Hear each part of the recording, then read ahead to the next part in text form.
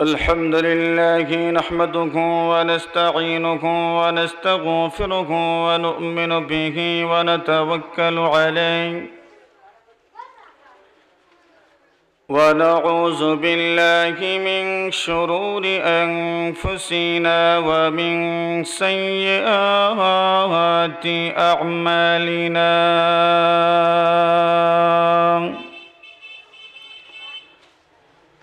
من يهده الله فلا مضل له ومن يضلله فلا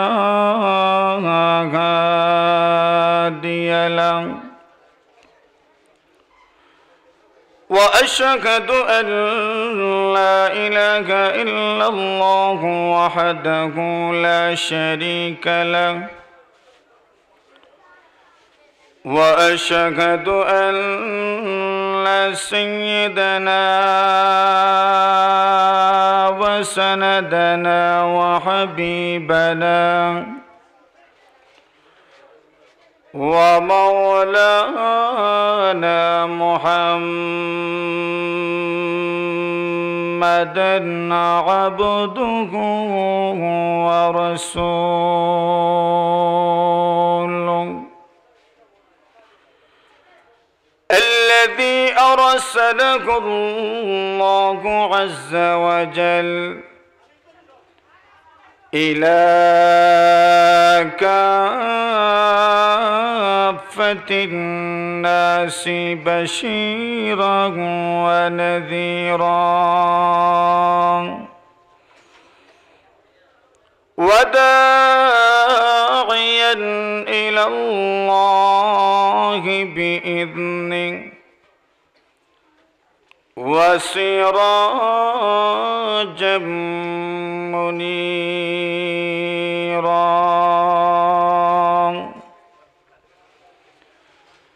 أما بعد فقد قال الله تبارك وتعالى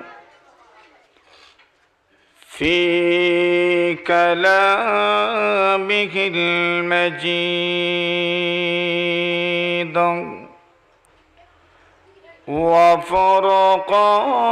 وفرقانه الحميد أعوذ بالله من الشيطان الرجيم بسم الله الرحمن الرحيم إنه لقول رسول كريم ذي قوة عند ذي العرش مكين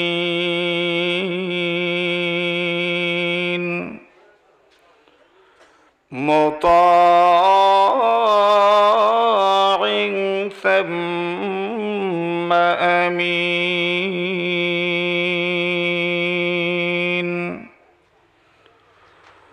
وقال النبي صلى الله عليه وسلم اقرأوا القرآن فإنه يأتي يوم القيامة شفيعا لأصحابه.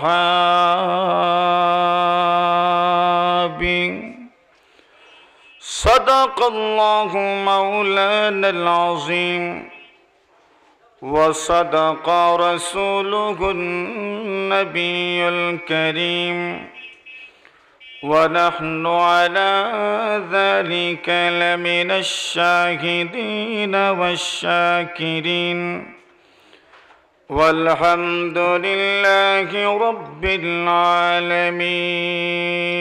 صلى الله على سيدنا ومولانا محمد وعلى آله وأصحابه وسلم صلى الله على سيدنا ومولانا محمد وعلى آله وأصحابه وسلم لا إله إلا الله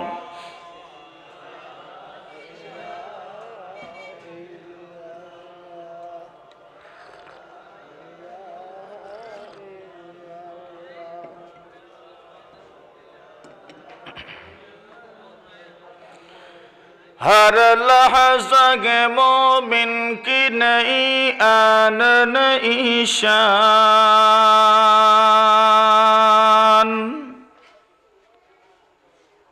हर लहज़ा के मोमिन की नई आन नई शान, गुफ़्तार में किरदार में अल्लाह की बुरहान, गुफ़्तार में किरदार में अल्लाह की बुरहान। क़ह्हारी या गफ़्फ़ारी या क़ुद्दूसी या जबरूत,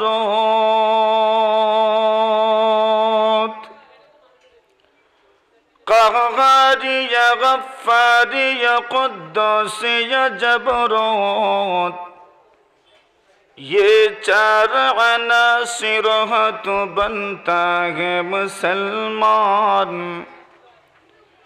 ये चार अनासिर तो बनता है मुसलमान।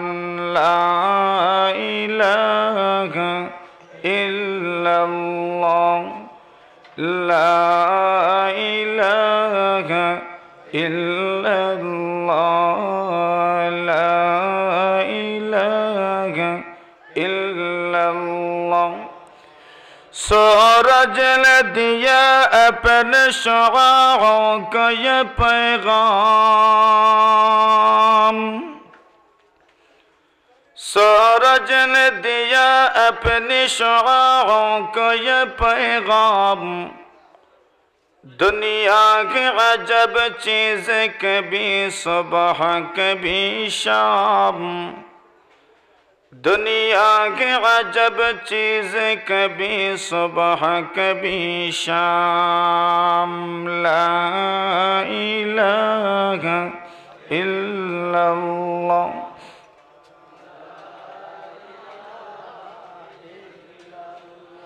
ला इलाहा इल्लल्लाह मुहम्मदुर रसूलुल्लाह।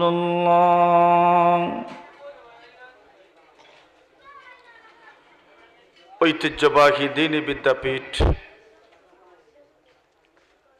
শমশেরনগর শহরের প্রাচীনতম শিক্ষা প্রতিষ্ঠান জামিয়া ইসলামিয়া দারুস সুন্নাহ চাতলাপুর রোড শমশেরনগরের উদ্যোগে আয়োজিত অধ্যক্ষার বার্ষিক ওয়াজ ও দোয়া মাহফিল,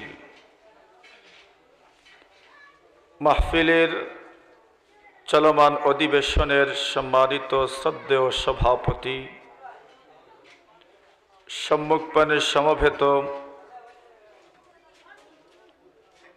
মুরব্বিয়ান, উলামায়ে কেরাম, যুব সমাজ, ছাত্র সমাজ,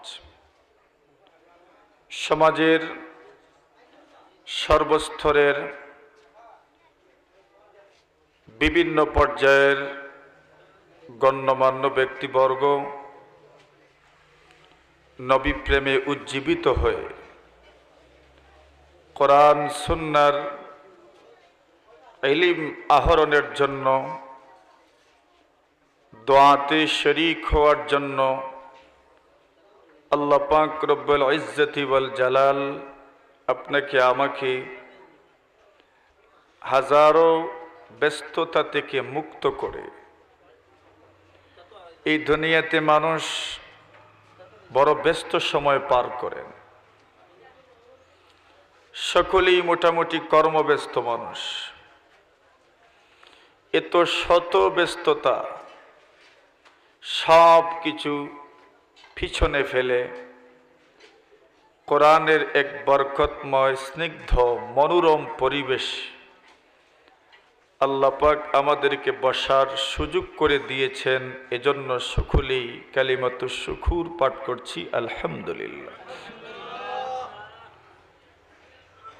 সব মানুষই যতই কর্মব্যস্ত হই না কেন, সবিশেষ আমাদের সকলের মনের একটা কামনা থাকে যে একটা দোয়া হোক, যা কেউ তো আমরা বাড়িতেও দোয়ার আয়োজন করি, কেউ বাসাতে দোয়ার আয়োজন করি, কেউ মনে প্রাণে আল্লাহকে একটু ডাকার জন্য জিকির আজকার করি। প্রত্যেকেই যার যার তৌফিক মতো কিছু না কিছু আমল করার চেষ্টা করি। এমন একটা সুন্দর পরিবেশ তৈরি হোক যেখানে বসবো, দ্বীনের জন্য বসবো, কিছু আলোচনা শুনব, অন্তরে প্রশান্তি অনুভব করব। এটা আমাদের সকলেরই মনে মনে আশা থাকে, আকাঙ্ক্ষা থাকে। যারই পরিপ্রেক্ষিতে বিভিন্ন স্থানে বিভিন্ন সময়ে এমন দোয়া মাহফিলের আয়োজন হয় যেখানে আমরা স্বতঃস্ফূর্ত অংশগ্রহণ করি। কেন করি? যে এই শক্ত অন্তরটাকে কোনোভাবে নরম করা যায় কিনা এর সামান্য একটু চেষ্টা আর প্রয়াস মাত্র, আর কিছু নয়।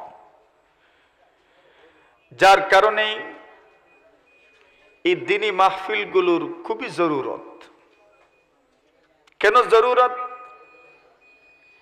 এখানে মানুষ আমির গরিব, শিল্পপতি, কর্মচারী, কোনো ভেদাভেদ নেই। প্রত্যেকের বাসা বাড়িতে উন্নত সোফা সেট, উন্নত গালিচা, উন্নত কার্পেট, অনেক কিছু আছে। সব কিছু ছেড়ে ত্রিপালের উপর বসা, এটা প্রমাণ করে আল্লাহ পাকের মহব্বত, রসুলের মহব্বত, কোরআন সুন্নার মহব্বত আমাদের ভিতরে আছে আলহামদুলিল্লাহ।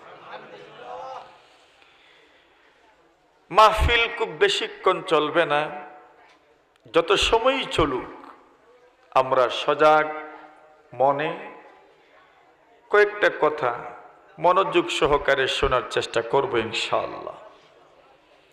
যেখানে কোনো কৃত্রিমতা থাকবে না, লৌকিকতা থাকবে না, লোক দেখানো ভাব থাকবে না, বরং একবারে নিরেট আল্লাহকে খুশি করার জন্য কয়েকটি কথা, যেটা আমার জীবনের পাথেয় হতে পারে, আমার আগামী দিনের জন্য যেটা দিক নির্দেশনামূলক হতে পারে, আমার গাইড হতে পারে, আমাকে জান্নাতের পথের পথিক হতে সহযোগিতা করতে পারে, এমন কিছু আলোচনা কোরআন সুন্নাহ নির্ভর আপনাদের সম্মুখে উপস্থাপন করা হবে ইনশাআল্লাহ।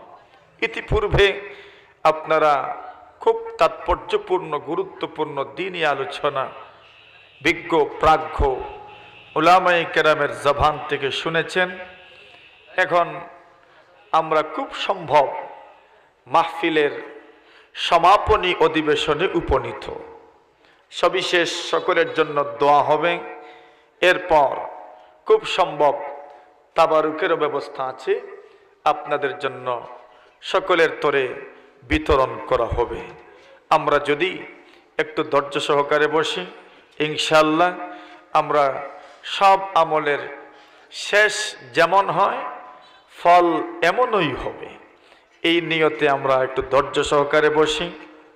আমি আপনাদের সম্মুখে কোরআনে কারীমের আমপারা থেকে, আমপারা তো সকলেই চিনি না, চিনি না? আমপারা সকলে পড়েছিও তো, মক্তবে না পড়ি নাই? আমপারা পড়েছেন না? যেটাকে সিপারা বলে আমাদের গ্রামে, সিপারা পড়েন নাই? সিপারা, আমপারা।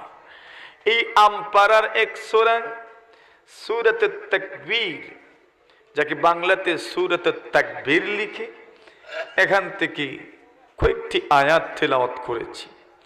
এই আয়াতগুলো তিলাওয়াত কেন করলাম? আমার বয়ান শুরু হওয়ার আগে যে ছেলেটি আপনাদের সম্মুখে তিলাওয়াত করলো, আল্লাহর কোরআন থেকে তিলাওয়াত করেছে। এই তিলাওয়াতটা আপনাদের কাছে কেমন লেগেছে? হ্যাঁ, দিল থেকে বলছেন তো? একবারে ভালো লেগেছে। আচ্ছা বলুন তো দেখি, এই দুনিয়াতে যত আওয়াজ আছে, এই দুনিয়াতে যত সুর আছে, এই দুনিয়াতে যত সাউন্ড আছে, এই দুনিয়াতে যত মিউজিক আছে, এই দুনিয়াতে যত ধরনের ডিজিটাল পদ্ধতি বলেন আর যাই বলেন, যত কিছু আছে, সব কিছুর উপরে পপ থেকে শুরু করে নিচে টপ পপ এর ফ্লপ, টপ পপ ফ্লপ, যত জাতের সঙ্গীত গীত গান এই দুনিয়াতে আছে, সবচেয়ে চিত্তাকর্ষক, হৃদয়গ্রাহী, আত্মলোভা, যা মানুষকে আকর্ষণ করতে পারে, যদি বলা হয় এক শব্দে উত্তর দাও এমন সুর কোনটা, যেই সুর টপ, যেই সুরের উপর কোনো সুর হতে পারে না, যেই সুর দুনিয়ার সমস্ত গীত, সমস্ত সঙ্গীত, সমস্ত গান, সমস্ত গজল, সমস্ত আওয়াজ থেকে চিত্তাকর্ষক, হৃদয়গ্রাহী, সুন্দর, মনে নাড়াধে, হৃদয়ে নাড়াধে এমন সুর কোন জিনিসের? আমার মনে হয় সবার সমস্যার উত্তর হবে আল্লাহ পাকের কোরআনের আওয়াজ, ঠিক কিনা? কোরআনের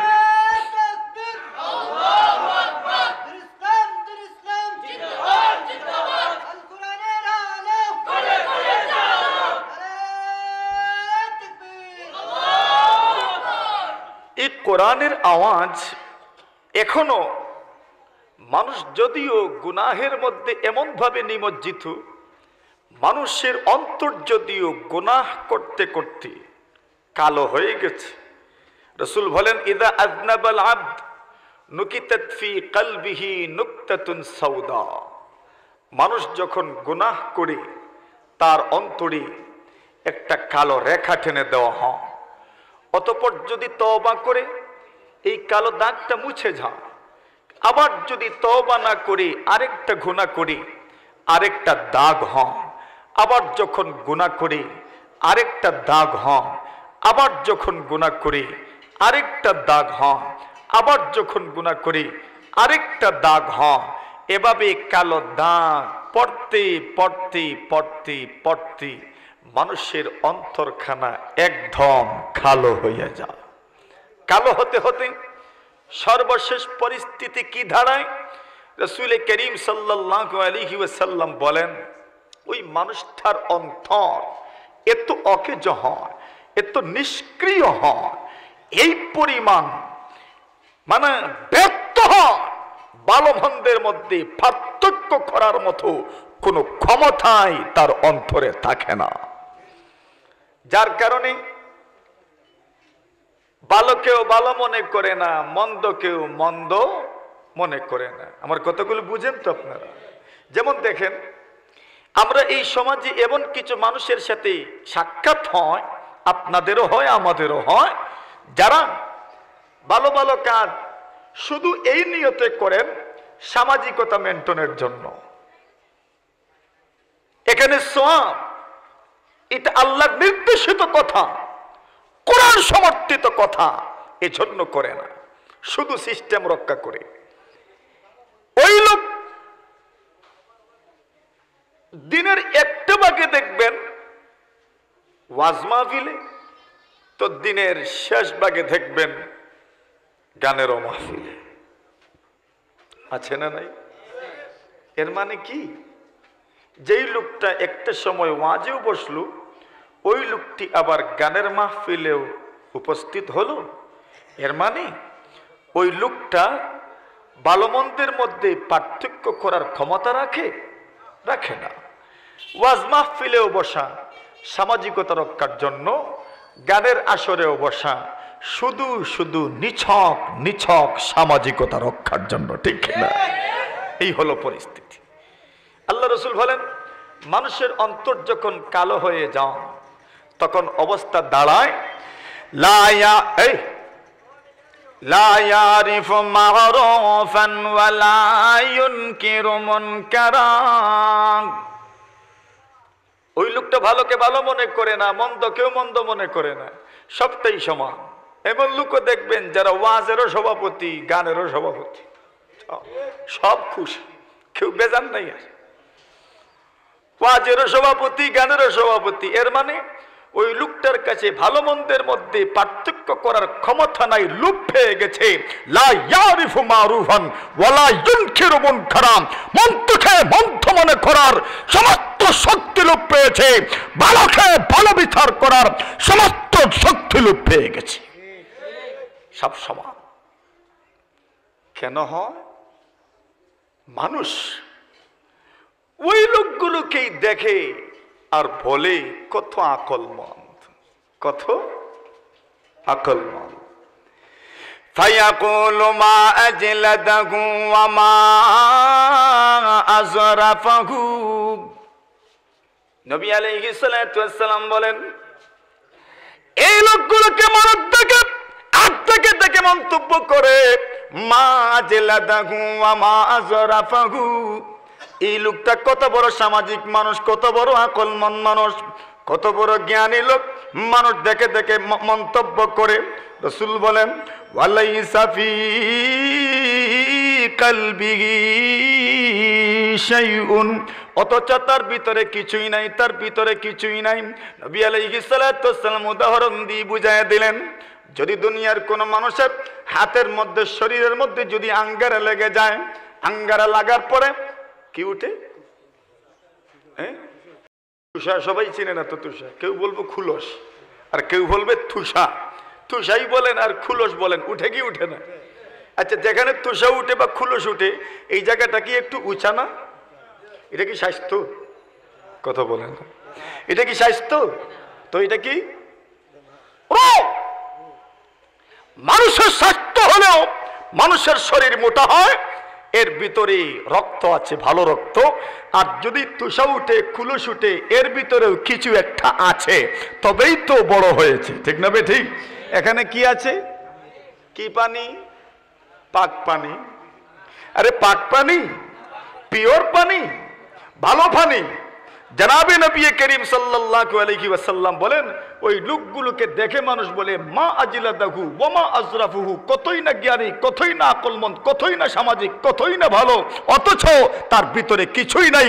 ওই লোকটার মতো যার শরীরে খুলস উঠেছে, তার শরীরে তুষা উঠেছে, এই তুষাকে দেখতেও মনে হয় একটু স্বাস্থ্যর মতো মুঠা মনে হয়, অথচ তার ভিতরে পচা গান্দা পানি ছাড়া আর কিছুই নাই।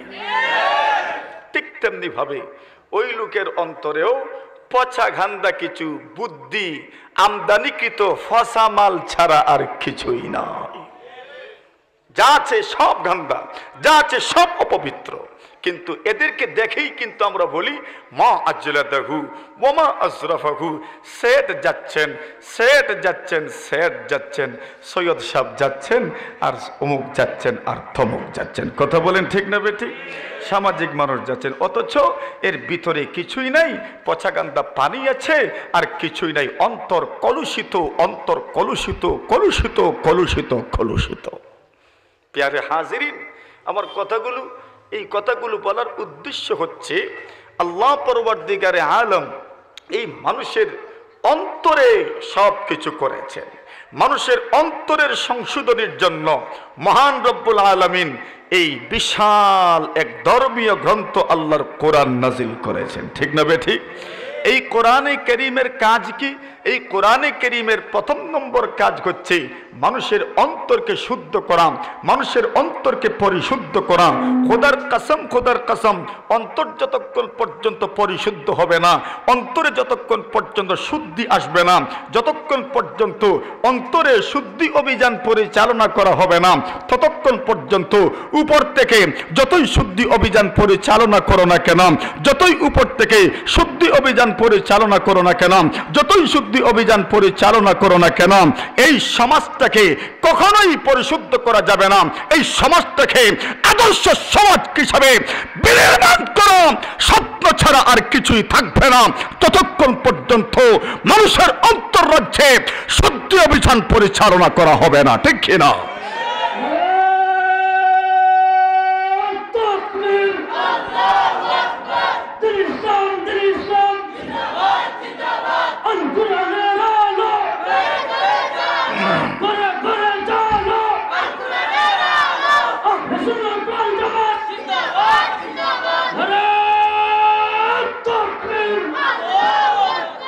সময় কম, কথা বেশি, ওর কথাগুলো বুঝবেন একটু মেহেরবানি করে।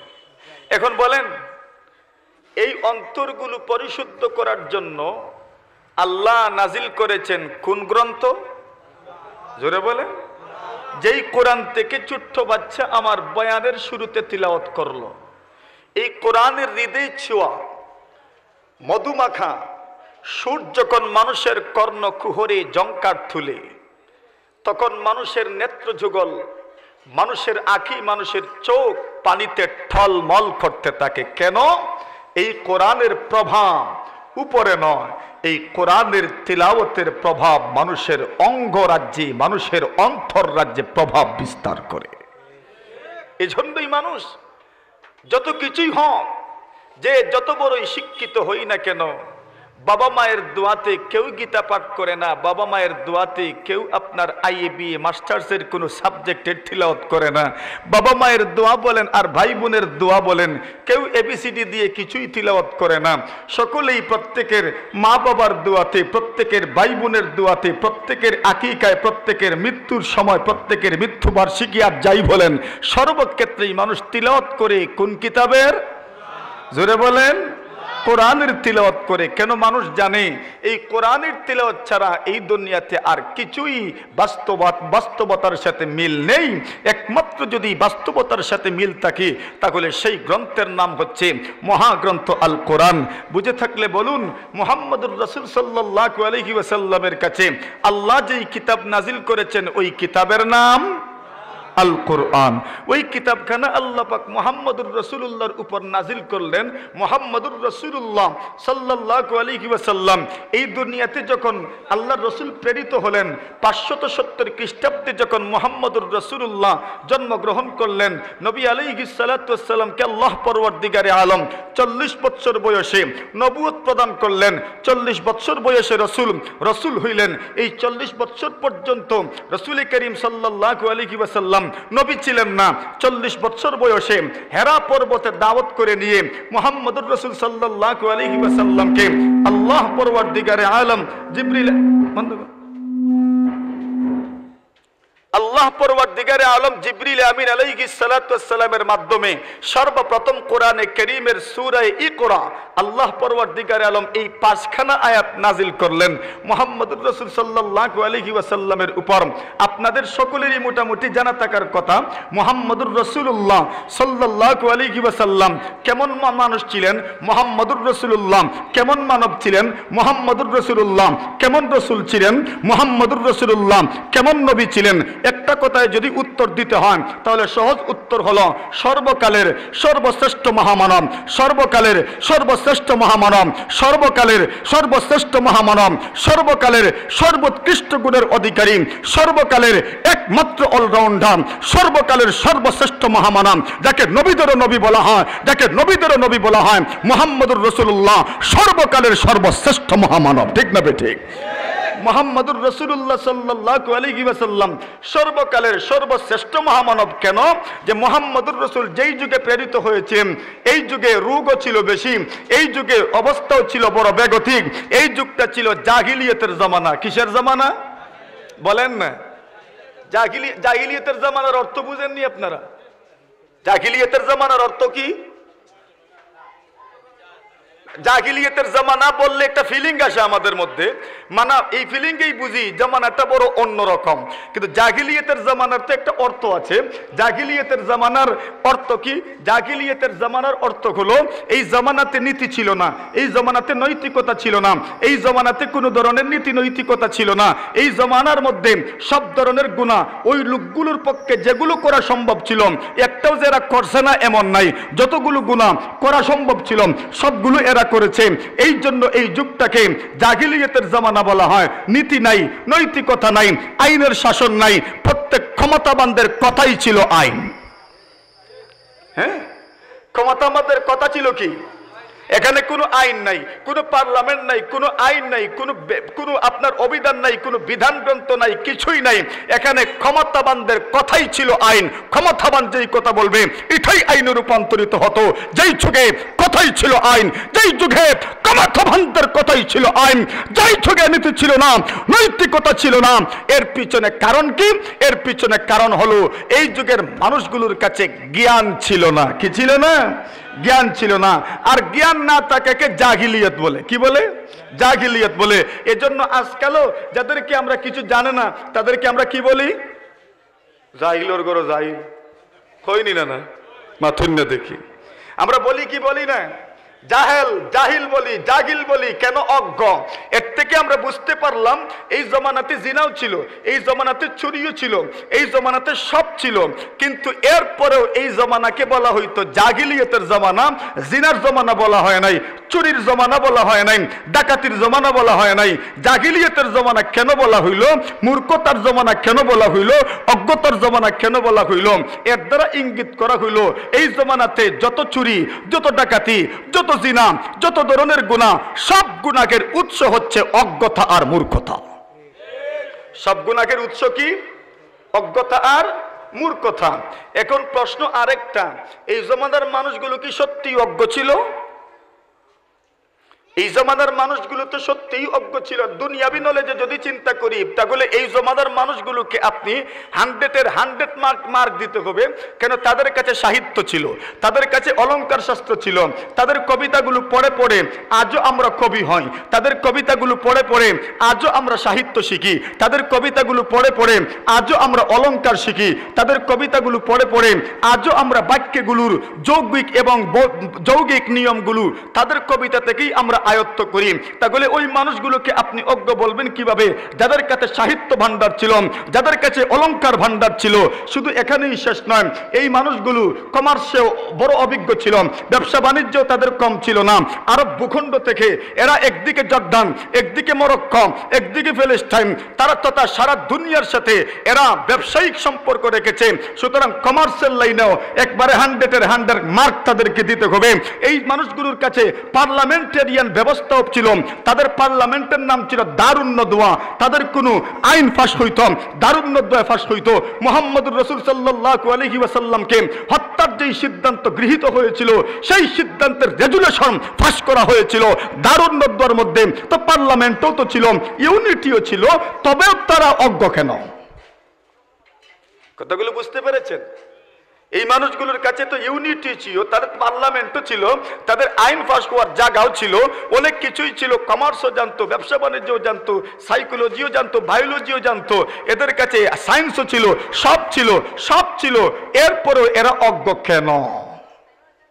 এই কথার জবাব বড় সিম্পল। কেন এরা অর্থ কোরআন বুঝে না? এই কথা না, কোরআন তো নাজিল হইল পরে, এরপরে অজ্ঞ কেন? এই জমানার মানুষগুলোর অজ্ঞতার পিছনে একটা মাত্রই কারণ। এই কারণ হলো এই যুগের মানুষ সব জানতো কিন্তু আল্লাহর পরিচয় জানতো না। কি জানতো না? এত বড় শিক্ষিত মানুষ, এত বড় বড় শিক্ষিত, সব জানতো, কি জানতো না? আল্লাহ জানতো না। যার কারণেই পাথরের পূজা করত, মূর্তির পূজা করত, গাছের পূজা করত, মাছের পূজা করত, লিঙ্গের পূজা করত, মাটির তৈরি মূর্তির পূজা করেছে, পাথরের তৈরি মূর্তির পূজা করেছে, গাছের তৈরি মূর্তির পূজা করেছে। একটা পাথর সঙ্গে করে আনতো, যেই পাথরটা তার কাছে সুন্দর লাগতো আর ডাক দিয়ে বলতো আরেকজনকে খুদা লই আইছি। কিতা লই আইছে? পাথর খুদা। মানে খুদাও এখন তালাশ করে আনতে হয়। পাথর নিয়ে আসছে, বলছে আমি খুদা নিয়ে আসছি। সফরে বের হয়েছে, এখন সফরের হালতে খুদা পাবে কোথায়? এই জন্য পাথরটা পকেটে ঢুকাইতো আর সফরে বের হইতো। এখন খুদা কই গেছে? পকেটে। এদের খুদা পকেটেও রাখা যায়। প্রতিমধ্যে যেতে যেতে যেতে যেতে যেতে যেতে যেতে যেতে বুলাগঞ্জে যাওয়ার পরে দেখছে এই আমার পকেটের পাথরের চাইতে সুন্দর আরেকটা পাথর দেখা যায়। এই খুদারে কয় মেহেরবানি করে তুমি আউট, আর আরেক খুদাকে বলে ওয়েলকাম, তুমি শেষ। আরেক খুদাকে বলে তুমি আসো এখন। মানে তাদের খুদার খুদাইও তাদের মেহেরবানির উপর ছিল। এই হলো তাদের খুদার অবস্থা। খুদার যদি এই অবস্থা হয়তো বন্দার অবস্থা কেমন ছিল একটু টেরই তো হওয়া যায়। মুহতারাম হাজিরিনে কেরাম, এই যুগের মানুষের অজ্ঞতার পিছনে একটা মাত্রই কারণ হলাম, দুনিয়ার সব এরা জানতো না শুধু আল্লাহর পরিচয়, জানতো না শুধু খুদার পরিচয়, জানতো না শুধু রবের পরিচয়, জানতো না শুধু মাবুদের পরিচয়, জানতো না শুধু খালিকের পরিচয়। এই জন্য মহান রব্বুল আলামিন এদেরকে জাহিল সাব্যস্ত করেছেন, মুহাম্মদ রাসূল এদেরকে জাহিল সাব্যস্ত করেছেন। বুঝে থাকলে বলুন, যেই যুগের মানুষ জাহিল ছিল, এই যুগের মানুষের কাছে প্রেরিত হয়েছিলেন কোন রাসূল? বলেন না, কথাগুলো ভুলে যাচ্ছেন মনে হয়। এই যুগে কোন নবী প্রেরিত হয়েছিলেন? এখন আসুন, এই যুগে জাহিলিয়ত বলতে কি ছিল?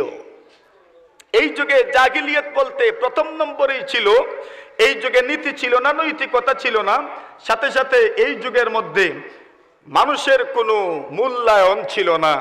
যে কেউ যে কাউকে হত্যা করত, যে কেউ যে কাউকে হত্যা করত, যার কারণে হত্যাকাণ্ডের বিচার হইতো না।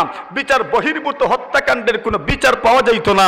আমার বন্ধুগণ, এই যুগ যদি হত্যাকাণ্ড বেশিরভাগ সংগঠিত হওয়ার কারণে সেই যুগ যদি জাহিলিয়তের জামানা হয়, এই যুগ যদি বর্বরতার জামানা হয়, বর্তমান যুগেও যদি এমনভাবে হত্যাকাণ্ড পাওয়া যায়, একজন যদি স্বার্থের কারণে আরেকজনের বুকে গুলি করে, আরেকজনের মাথায় যদি গুলি করে, কেউ যদি কাউকে অন্ধকার রাত্রে হত্যা করে নদীতে ছেড়ে দেয়, কেউ যদি কাউকে অন্ধকার রজনীতে হত্যা করে টুকরা টুকরা করে যদি দাফন করে ফেলে, সেই যুগ যদি অহরহ হত্যাকাণ্ড সংগঠিত হওয়ার কারণে জাহিলিয়তের জামানা হয়, এই যুগেও যদি অহরহ হত্যাকাণ্ড ঘটে, এই যুগটাও আধুনিক জাহিলিয়ত, নব্য জাহিলিয়ত ছাড়া আর কিছু হতে পারে না, ঠিক না?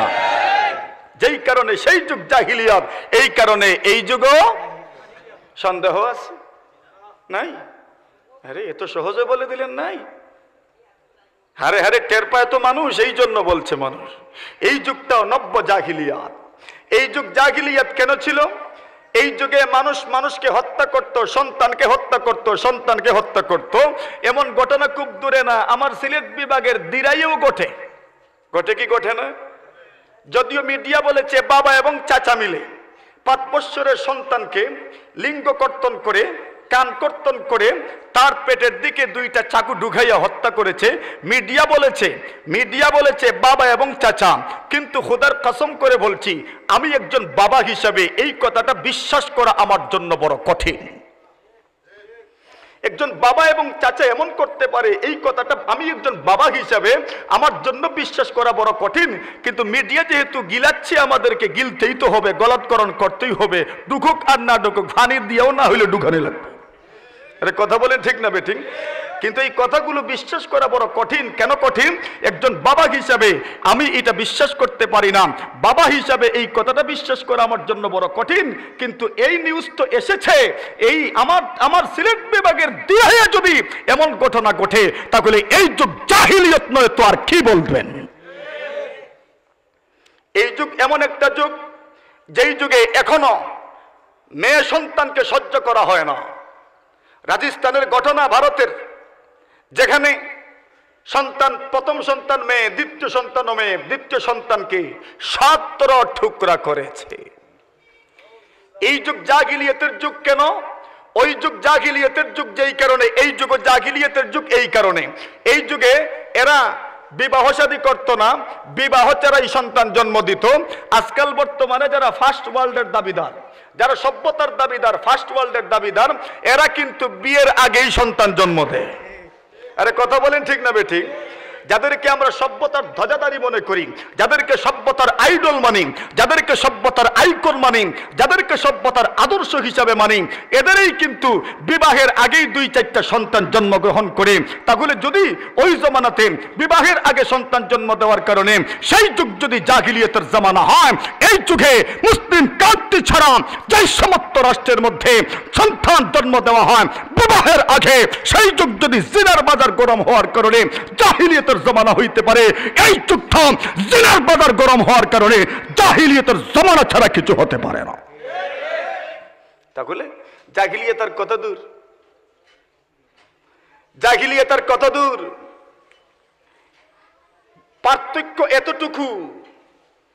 এই যুগে বিবাহ বহির্ভূত সম্পর্ককে তারা আইব মনে করতো না, ত্রুটি মনে করতো না। আর আমাদের এই যুগে বিবাহ বহির্ভূত সম্পর্ক যারা করে সন্তান জন্ম দেয়, এদেরকে আমরা সভ্যতার আইডল মনে করি। এটা অন্তরের দুরবস্থা, অন্তরের দুরবস্থা ছাড়া আর কিছু নয়। প্যারে হাজিরিন, সেই যুগ জাহিলিয়াত কেন ছিল? এই যুগে মদ ছিল। কি ছিল? মদ ছিল। আমাদের এই যুগে মদের কোনো নাম নিশানাও নাই। হ্যাঁ, মদের কোনো নাম নিশানাও এই যুগে নাই। এই যুগটা জাহিলিয়াতের জামানা কেন ছিল? এই যুগে মদের প্রচলন ছিল। সন্তান মদ পান করত, মা মদ পান করত, বাবা মদ পান করত। মদ পান করলে পরে ক্ষতি কি হইতো? মদ পান করলে পরে প্রথম নম্বর ক্ষতি হইল, রাসূল করিম সাল্লাল্লাহু আলাইহি ওয়াসাল্লাম বলেন, ইদা শারিবাল আব্দু যাহাবা আকলুহু, যখন মানুষ মদ পান করে তার আকল বুদ্ধি কিছুই থাকে না, হিতাহিত জ্ঞান বলতে কিছুই থাকে না। সমস্ত গুনাহের জড় হচ্ছে মদ পান করা। আল্লাহর রাসূল সাল্লাল্লাহু আলাইহি ওয়াসাল্লাম বলেন, এমন একটা জমানা আসবে যেই জমানাতে মানুষ মদ পান করতে থাকবে, মদ পানে অভ্যস্ত হবে। কি পরিমাণ অভ্যস্ত হবে? আল্লাহ রাসূল বলেন, এরে উম্মত, তোমরা যেই চালাকি করবা, আমি রাসূল সাল্লাল্লাহু আলাইহি ওয়াসাল্লাম অনেক আগেই বলে দিচ্ছি, সায়াশরাবু নাসুম মিন উম্মতি আল খামরা ইউসাম্মুনাহা বিগাইরি ইসমিহা ইউযাফু আলা রুউসিহিম বিল মুগান্নিয়াতি ওয়াল মাআজিব। জনাবে নবী করিম সাল্লাল্লাহু আলাইহি ওয়াসাল্লাম বলেন, এমন একটা সময় আসবে যেই সময় মানুষ মদ পান করবে, মদের নাম ওই পরিবর্তন করে দিব। করছে না? আরে করছে না? এখন মানুষ মাদক সেবন করে, নেশাদ্রব্য সেবন করে মদের নামে না, এখন নেশাদ্রব্য সেবন করে ইয়াবার নামে, নেশাদ্রব্য সেবন করে হিরোইনের নামে, নেশাদ্রব্য সেবন করে ফেন্সিডিল। যে যত বড় সম্পদশালী, এ অত উন্নত মদ পান করে আর হিরোইন খায়। রাসূল করিম সাল্লাল্লাহু আলাইহি ওয়াসাল্লাম বলেন, সায়াশরাবু নাসুম মিন উম্মতি আল খামর ইউসাম্মুনাহা বিগাইরি ইসমিহা। এগুলো যদি বুঝে আসে না, তাহলে পূব দিকে একটু সফর করিয়ে দেখিয়েন। জনাবে নবী করিম সাল্লাল্লাহু আলাইহি ওয়াসাল্লাম বলেন, সায়াশরাবু নাসুম মিন উম্মতি আল খামর ইউসাম্মুনাহা বিগাইরি ইসমিহা ইউযাফু আলা রুউসিহিম বিল মুগান্নিয়াতি ওয়াল মাআজিব। ও শমশাননগরের মুসলমান, কি মনে করে বসেছেন? এই যুব সমাজ কোন দিকে যাচ্ছে চিন্তা করেছেন কোনদিন? আমাদের দেশের প্রধানমন্ত্রী থেকে শুরু করে পুরা পুলিশ প্রশাসন থেকে শুরু করে যত বাহিনী আছে, সমস্ত বাহিনী সমস্ত মাদক দ্রব্যের বিরুদ্ধে অভিযানে নেমেছে।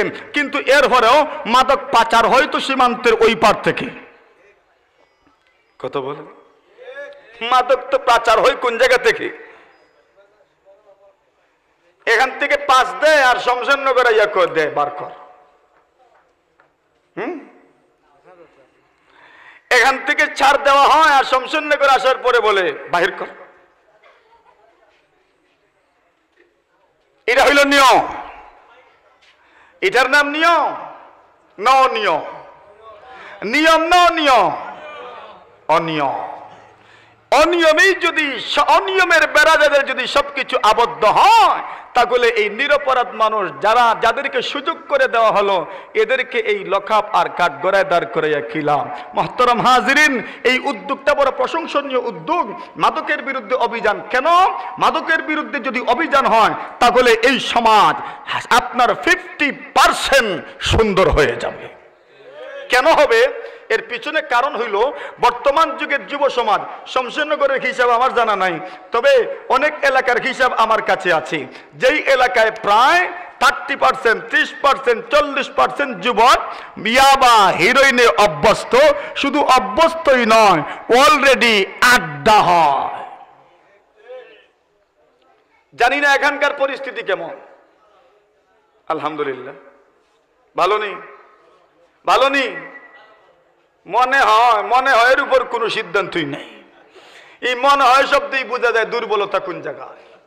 সুতরাং কিছু মানেই অনেক কিছু, কিছু মানেই অনেক কিছু। যেগুলো চুকে বাজে এগুলো তো ওপেন করার বিষয় নয়। এরপরেও যদি কিছু চুকে বাজে তাহলে বুঝতে হবে নেপথ্যে আন্ডারওয়ার্ল্ডে আরো বেশি। এটা মনে করতে হবে। যদি মনে না করেন তাহলে ভবিষ্যৎ প্রজন্ম বিভ্রান্ত হবে, ভবিষ্যৎ প্রজন্ম পথভ্রষ্ট হবে, লাঞ্ছিত হবে, ভবিষ্যৎ প্রজন্ম বাধ্য হবে, ভবিষ্যৎ প্রজন্ম দিশেহারা হয়ে যাবে। তারাই পাবেন না, কল্পনার পাবেন না, সংশোধনের কোন রাস্তাই খুঁজে পাবেন না। ঠিক কি না? জনাবে নবী করিম সাল্লাল্লাহু আলাইহি ওয়াসাল্লাম বলেন, সমস্ত গুনাহের জড়, সমস্ত গুনাহের জড়ের নাম মদ পান করা। সমস্ত গুনাহের জড়ের নাম মদ পান করা।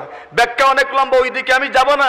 এই যুগে যদি মদ থাকে, এই যুগে যদি মাদক দ্রব্য সেবন করার কারণে, ওই যুগে যদি আপনার এই সমস্ত নেশাদ্রব্য সেবন করার কারণে ওই যুগটা যদি জাহিলিয়াতের জামানা হয়, এই যুগে মদ কম না, এই যুগে মাদক দ্রব্য কম না, এই যুগে হিরোইনও কম না, এই যুগে ইয়াবাও কম না।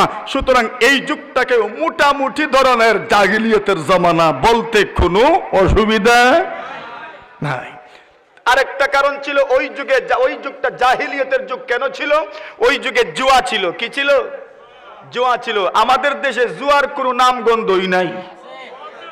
হ্যাঁ, আরে জুয়া নাই, ক্যাসিনো আছে। কি আছে? ক্যাসিনো আছে। সেই যুগে জুয়া ছিল। জুয়া খেলতে খেলতে খেলতে খেলতে খেলতে খেলতে যখন পকেটে টাকা থাকতো না, দান ধরার মতো কোনো টাকা থাকতো না, তখন স্ত্রী আর পুত্ররে দানে ধরতো। আর এখনকার জমানার অবস্থা এমন, এরা ক্যাসিনো আর জুয়াতে এমন অভ্যস্ত হয়েছে, যখন আর দানে কোনো টাকা থাকে না, দেশ রেই দানও তুললে নেয়। এই অবস্থা সৃষ্টি হয়েছে। ক্যাসিনোর অভিযান যেই সময় শুরু হলো, জানাই শুদ্ধি অভিযানে যেই সময় অভিযান শুরু হইলো, এই সময় বোঝা গেছে অনেক নেতার আর বাড়ি সোনালী ব্যাংক আর রূপালী ব্যাংক। অনেক নেতাদের বাড়ি মনে হয়েছে সোনালী ব্যাংক আর রূপালী ব্যাংক।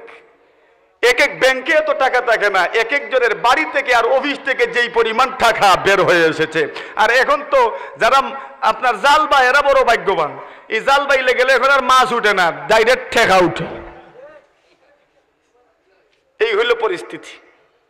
তাহলে সেই যুগ যদি জুয়ার এত উপদ্রব থাকার কারণে ওই যুগ যদি জাহিলিয়াতের যুগ হয়, এই যুগেও জুয়া কম নয়, বিদায় এই যুগটাকেও মোটামুটি ধরনের জাহিলিয়াত বলা যায়। মুহতারাম হাজিরিনে কেরাম, এবার বলুন তো দেখি, সেই যুগ জাহিলিয়াতের যুগ ছিল। এই যুগে নবী আকরাম মুহাম্মদুর রাসূলুল্লাহ সাল্লাল্লাহু আলাইহি ওয়াসাল্লাম প্রেরিত হইলেন। নবী আকরাম সাল্লাল্লাহু আলাইহি ওয়াসাল্লাম যখন প্রেরিত হইলেন, মুহাম্মদুর রাসূল সাল্লাল্লাহু আলাইহি ওয়াসাল্লাম প্রেরিত হইয়া এই যুগটার পরিবর্তন করলেন। সঙ্গে কি ছিল? আমার কথা বুঝতে পেরেছেন? সঙ্গে কি ছিল? কোরআন ছিল।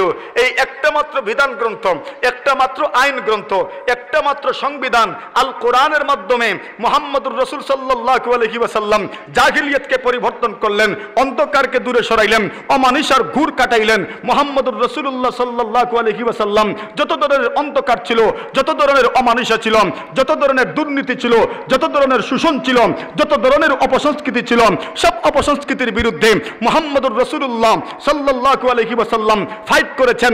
একমাত্র গ্রন্থ ছিল, একমাত্র হাতিয়ার ছিল আল্লাহ পরওয়ারদিগারে আলমের কোরআনে কারীম। জোরে বলেন সুবহানাল্লাহ।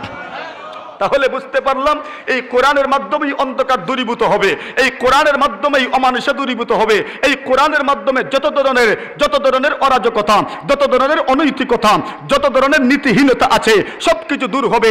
আল্লাহর কোরআন খুলে দেখো, আল্লাহর কোরআন উঠাও, আল্লাহর কোরআন উঠাও, আল্লাহর কোরআন উঠাও, আল্লাহর কোরআনের সংস্পর্শে আসো।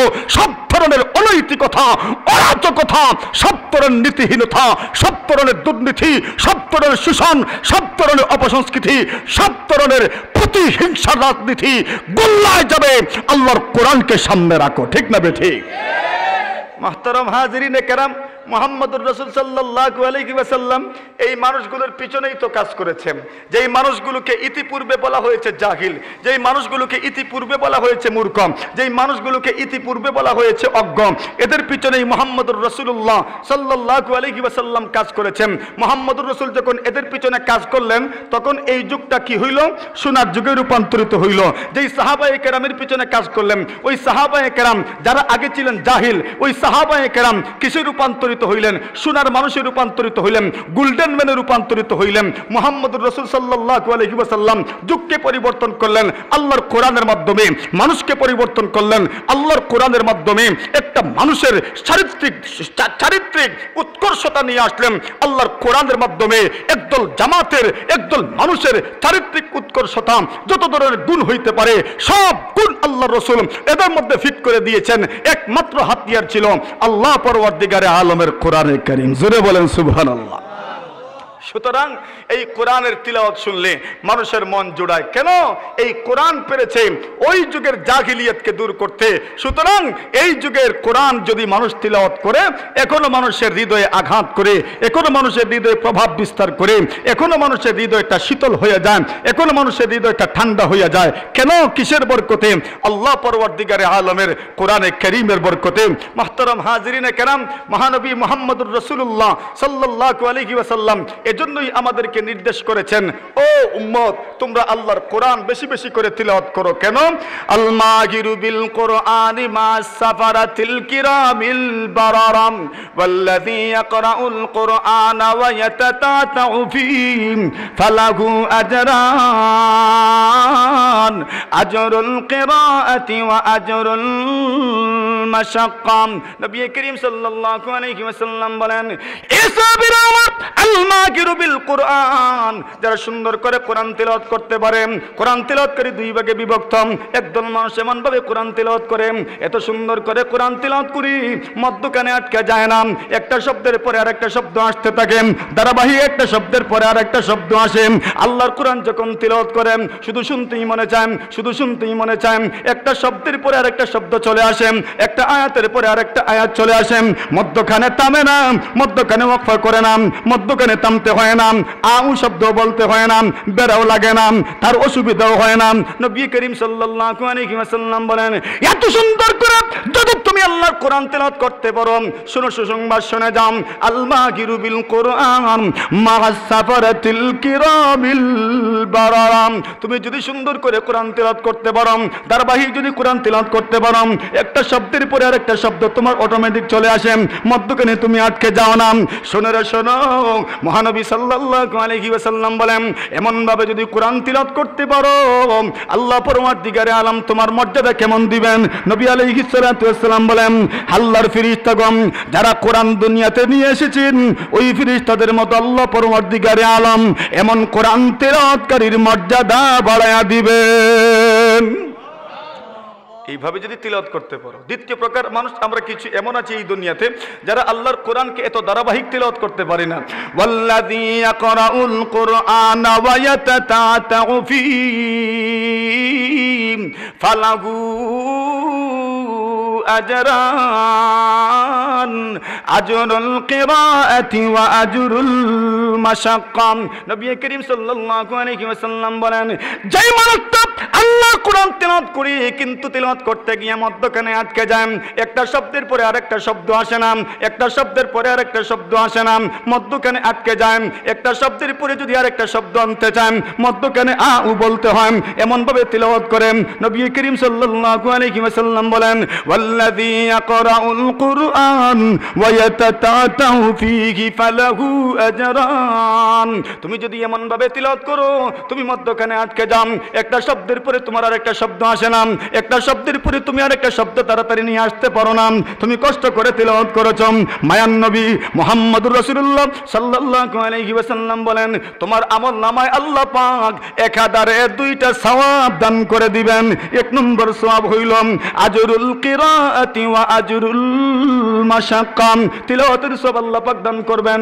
দ্বিতীয় নম্বর সওয়াব হইল তুমি যে কষ্ট করে তিলাওয়াত করেছো, এই কষ্টের জন্য আল্লাহ পরওয়ারদিগারে আলম 2 নম্বর সওয়াব তোমার রেজিস্টারের মধ্যে লিখে দিবেন।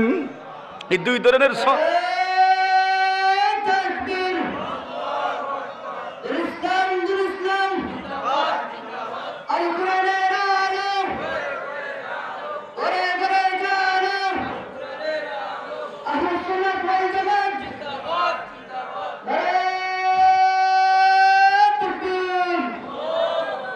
জনাবে নবী করিম সাল্লাল্লাহু আলাইহি ওয়াসাল্লামের পরে হাদিস শরীফের মধ্যে বলেন, ইকরাউল কুরআন ফাইন্নাহু ইয়াতি ইয়াউমাল কিয়ামাতি শাফিআন লিআসহাবিহি।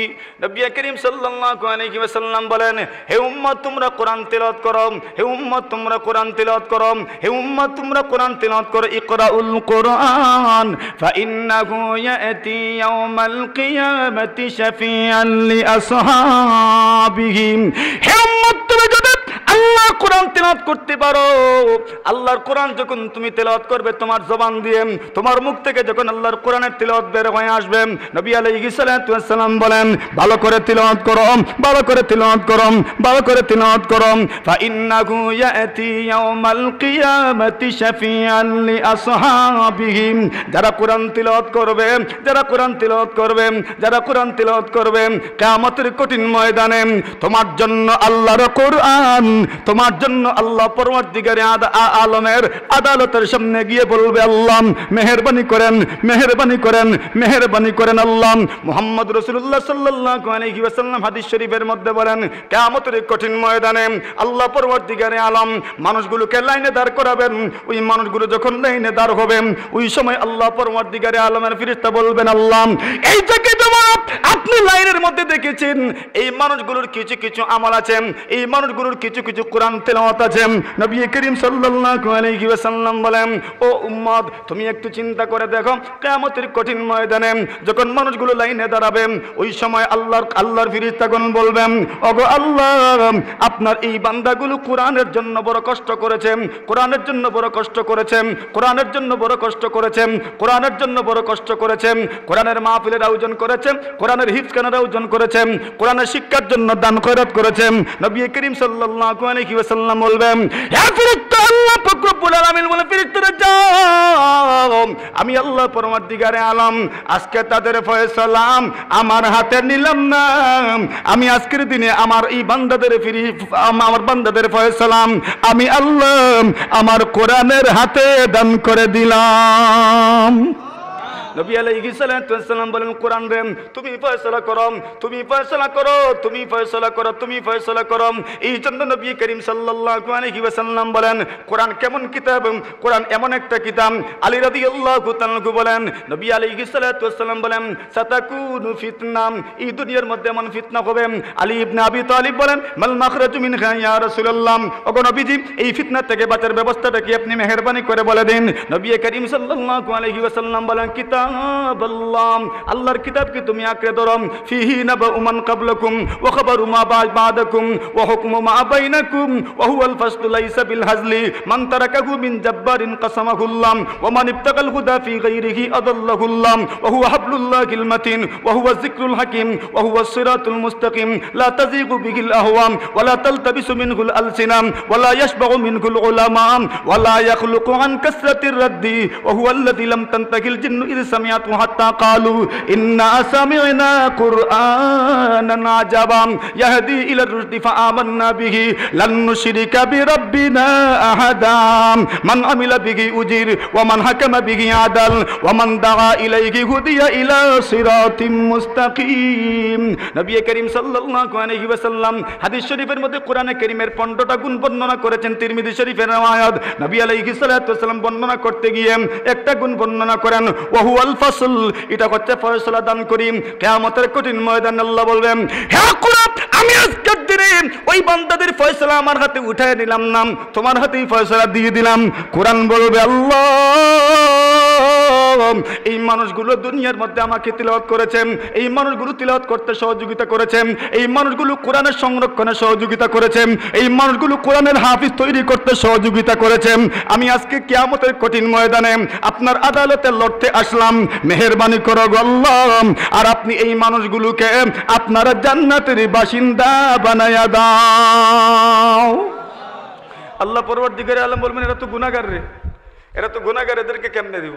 আল্লাহর কোরআন বলবে, তাহলে কেন বলেছিলেন আমার সুপারিশ কবুল করবেন? জোরে বলেন সুবহানাল্লাহ। তাহলে বললেন কেন আমার সুপারিশ কবুল করবেন? যেহেতু বলেছেন, সুতরাং এই লোকগুলোর সামনে আমাকে বেইজ্জত করিয়েন না মেহেরবানি করে, আর আপনি এদেরকে আপনার জান্নাতের বাসিন্দা বানায়া দেন। আল্লাহ পরওয়ারদিগারে আলম কোরআনে কারীমের সুপারিশের মাধ্যমে ওই মানুষগুলোকে আল্লাহ জান্নাতের বাসিন্দা বানায়া দিবেন। মুহতারাম হাজিরিনে কেরাম, এর থেকে বুঝতে পারলাম আল্লাহর কোরআন শুধু সুপারিশ করবে যে এমন না, আল্লাহর কোরআন উম্মতের বিরুদ্ধে ঝগড়াও করবে। কেমন ঝগড়া করবে? وقال الرسول يا رب إن قوم اتخذوا هذا القرآن مهجورا। কোরআনে কারীম ডাক দিয়ে বলে, আল্লাহ, হে প্রভু আমার, وقال الرسول, কিয়ামতের কঠিন ময়দানে আল্লাহ রাসূল সাল্লাল্লাহু আলাইহি ওয়াসাল্লাম বাদী হয়ে যাবেন। রাসূল করিম সাল্লাল্লাহু আলাইহি ওয়াসাল্লাম নিজে বাদী, আসামির কাঠ করে উম্মত। আল্লাহ রাসূল বলবেন, ইয়া রাব, প্রভু গো, ইন্না কওমি ইত্তাখাযু হাযাল কুরআনা মাহজুরা। আমার জাতি আমার কোরআনকে ছেড়ে দিয়েছে, আমার জাতি আমার কোরআনকে ছেড়ে দিয়েছে, আমার জাতি আমার কোরআনকে ছেড়ে দিয়েছে। রাসূল আল্লাহর আদালতে বিচার দায়ের করবেন, যেই আদালতে কোনো ঘুষ চলবে না, যেই আদালতে কোনো ঘুষ কেলেঙ্কারি থাকবে না, যেই আদালতে কোনো স্বজনপ্রীতি নাই, যেই আদালতকে আল্লাহকে জজকে দাব দেওয়ার মতো কোনো মানুষ দুনিয়াতে নাই, সেই আদালতে যখন মামলা দায়ের হবে, বাদী যখন মুহাম্মদ রাসূল সাল্লাল্লাহু আলাইহি ওয়াসাল্লাম, আসামি যখন উম্মত, রায় কোন দিকে যাবে মোটামুটি অনুমান করা যায়। আল্লাহ রাসূল বলেন, আল্লাহ, ইন্না কওমি ইত্তাখাযু হাযাল কুরআনা মাহজুরা। আমার জাতি আমার কোরআনকে ছেড়ে দিয়েছে। ওই দিন ফয়সালা পক্ষে আসবে না, বিপক্ষেই যাবে। সুতরাং আল্লাহ রাসূল সাল্লাল্লাহু আলাইহি ওয়াসাল্লামের বিরুদ্ধে আসামি হওয়ার এত বড় সাহস মনে হয় আমাদের কারো হয়ে ওঠে নাই। কথা বলেন ঠিক না বেঠিক? এই জন্য আল্লাহর কোরআনকে ছাড়া কেমন, আল্লাহর কোরআনকে ছেড়ে দেওয়ার অনেক ব্যাখ্যা। এর মধ্যে একটা ব্যাখ্যা হলো আল্লাহর কোরআনের উপর আমল নাই, আরেক ব্যাখ্যা হলো আল্লাহর কোরআনের তিলাওয়াতই নাই, আরেকটা ব্যাখ্যা হইল আল্লাহর কোরআনের প্রতি শ্রদ্ধাও নাই, আরেকটা ব্যাখ্যা হইল আল্লাহ পরওয়ারদিগারে আলমের কোরআনের জন্য আপনার তাফসীর লেখারও কোনো ব্যবস্থা নাই, তাফসীর করারও কোনো গরজ নাই। আল্লাহ রাসূল সাল্লাল্লাহু আলাইহি ওয়াসাল্লামের উপর নাজিলকৃত কোরআনে কারীম, এই কোরআনে কারীমের বহুল প্রচার এবং প্রসারের কোনো ব্যবস্থাও করলেন না।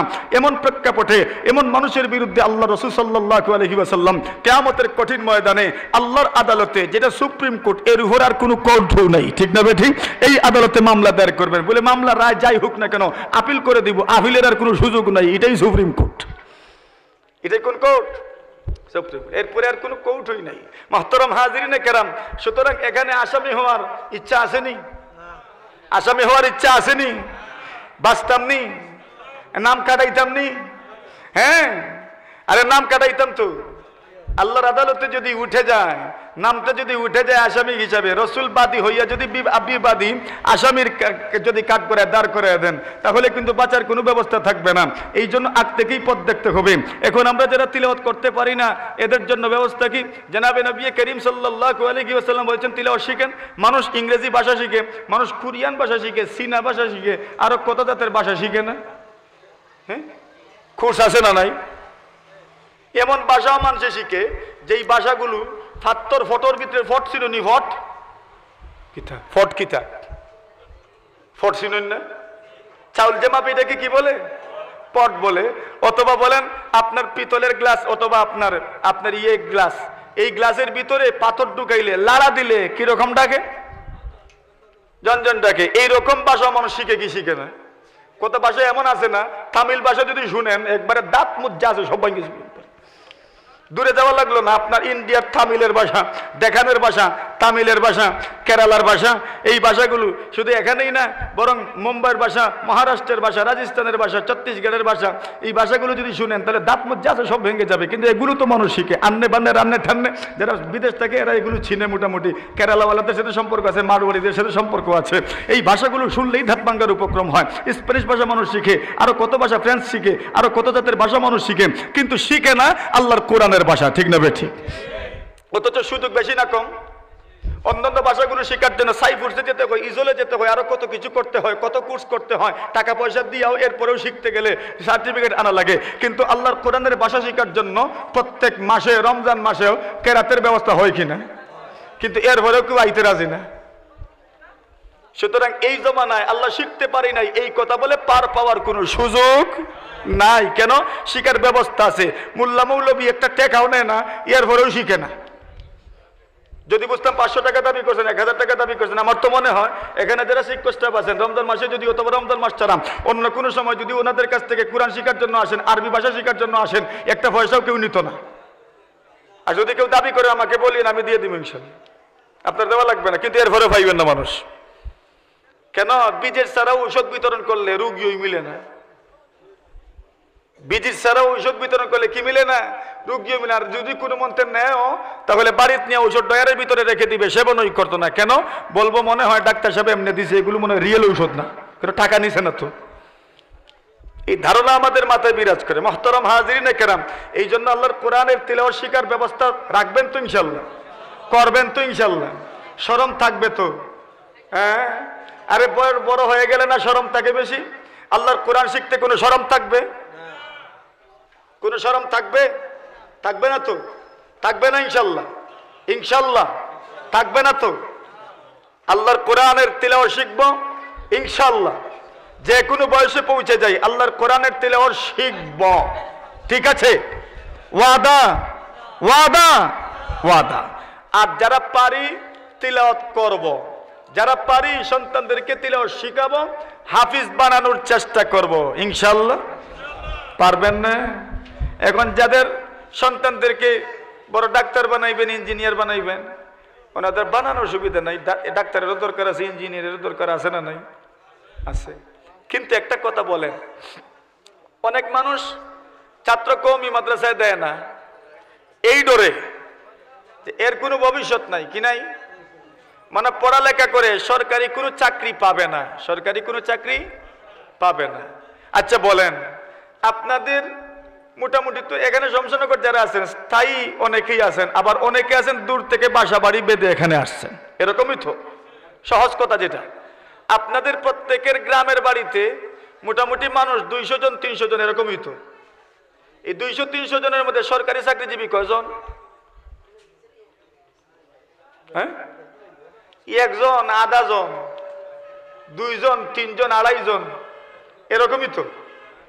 এখন যারা সরকারি চাকরি পায় না এরা সকলেই উপাস মরে।